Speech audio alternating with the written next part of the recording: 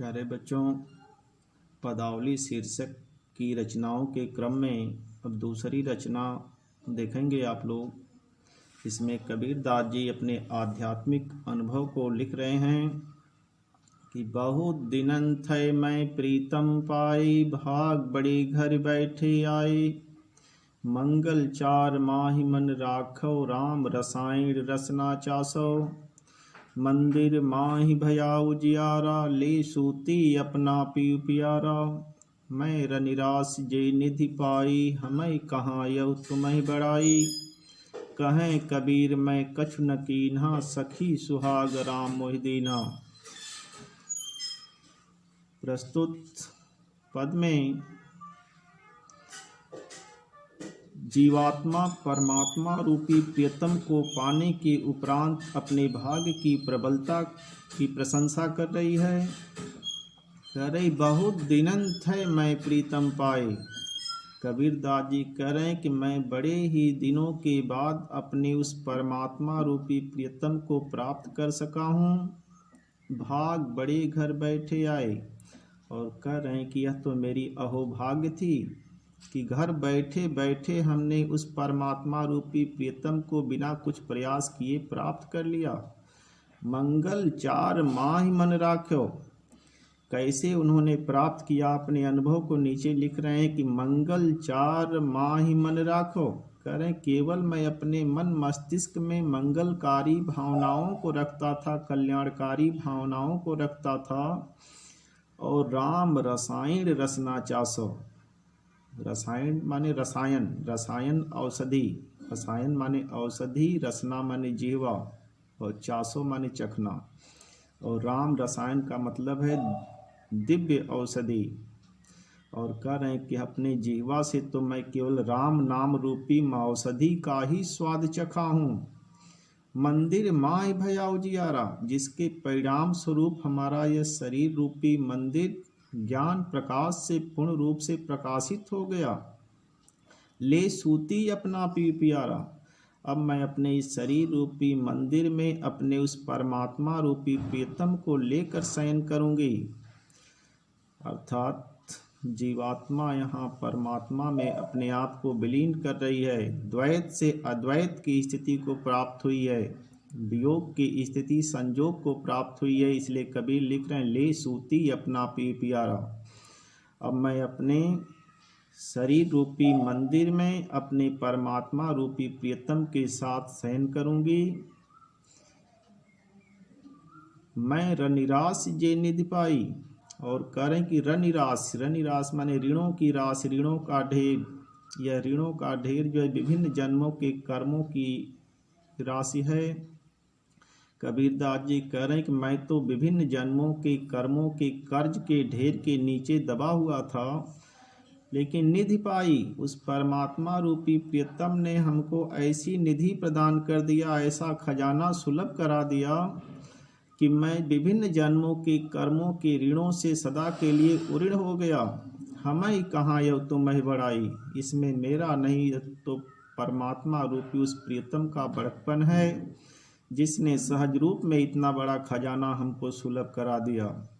कहें कबीर मैं कछु न कीन्हा, सखी सुहाग राम मोहि दीन्हा। कबीरदास जी कह रहे हैं कि इसमें मैंने कोई प्रयास नहीं किया था, यह तो उस परमात्मा रूपी प्रियतम की कृपा थी, जो सहज रूप में इस अपने सौभाग्य को प्रदान करके हमको अपना स्थान, अपना सानिध्य सुलभ करा दिया। इस तरीके से जीवात्मा परमात्मा में विलीन हो गई, मोक्ष को प्राप्त हो गई। और ऐसी स्थिति को पाने के बाद कबीरदास जी अपने भाग्य की प्रशंसा कर रहे हैं। धन्यवाद। प्यारे बच्चों, पिछले दिनों की जारी की गई वीडियो में आप लोगों ने कबीर द्वारा रचित साखी शीर्षक का अध्ययन किया। अब उन्हीं के द्वारा रचित अगली रचना पदावली शीर्षक में आपकी पुस्तक में संग्रहित है, जिसको देखेंगे। कबीरदास जी लिख रहे हैं दुल्हनी गावहु मंगल चार, हम घर आए हो राजा राम भरतार। तन रति करिमै मन रति करहूँ पंच तत्व बराती। राम देव मोरे पाहुने आए मैं जोबन मैं माती। शरीर सरोवर बेदी करहूँ ब्रह्मा वेद उचार। राम देव संग भावर लयहूँ धन धन भाग हमार। सुर 33 कौतिक आए मुनियर 688। कहें कबीर हमें ब्याह चले हैं पुरुष एक अविनाशी। देखेंगे यहाँ परमात्मा रूपी प्रियतम द्वारा जीवात्मा रूपी प्रियतमा का वर्ण करने की स्थितियों का कवि वर्णन कर रहे हैं। आत्मा के परमात्मा में विलीन होने की स्थितियों का वर्णन कर रहे हैं।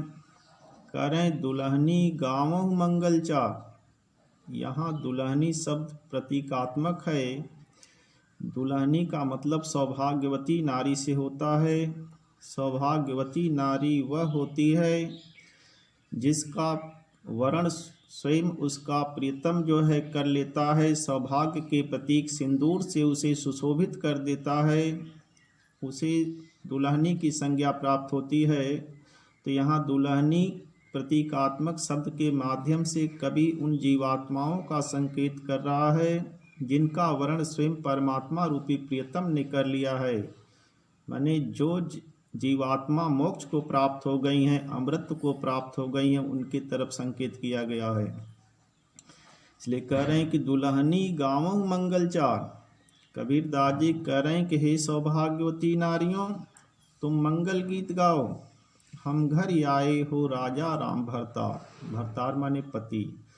क्योंकि आज हमारे घर स्वयं राजा रामचंद्र जी पति स्वरूप पधारे हुए हैं। तन रति करिमै मन रति करहूँ। रति माने श्रृंगार। कह रहे हैं कि इसलिए इस मांगलिक बेला पर मैं अपने शारीरिक श्रृंगार के साथ मानसिक श्रृंगार करूंगी। पंच तत्व बराती। और हमारे इस वैवाहिक कार्यक्रम को देखने के लिए पांचों तत्व बराती स्वरूप पधारे हुए हैं। राम देव मोरे पाहुने आए। और स्वयं राजा रामचंद्र जी अतिथि स्वरूप आज हमारे दरवाजे पर उपस्थित हैं। मैं जोबन मैं माती। क्योंकि मैं अपने यौवन को प्राप्त करके उन्मत्त हो गई हूँ, मतवाली हो गई हूँ। यहाँ यौवन का मतलब है युवावस्था से, और युवावस्था जीवन का चरम उत्कर्ष होता है, और यह चरम उत्कर्ष प्रतीक है उस भक्ति भावना के चरम उत्कर्ष को प्राप्त होने का। तो इसलिए कवि लिख रहे हैं कि मैं अपने भक्ति भावना के चरम उत्कर्ष को प्राप्त हो गया हूँ, जिसके परिणाम स्वरूप स्वयं राजा रामचंद्र जी अतिथि स्वरूप आज हमारा वरण करने के लिए हमारे दरवाजे पर उपस्थित हैं। शरीर सरोवर बेदी करहूँ। और इस अवसर पर मैं अपने शरीर रूपी सरोवर की बेदी बनाऊंगी।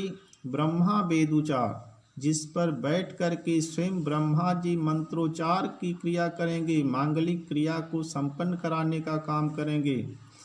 राम देव संग भावर लयहूँ धन धन भाग हमार।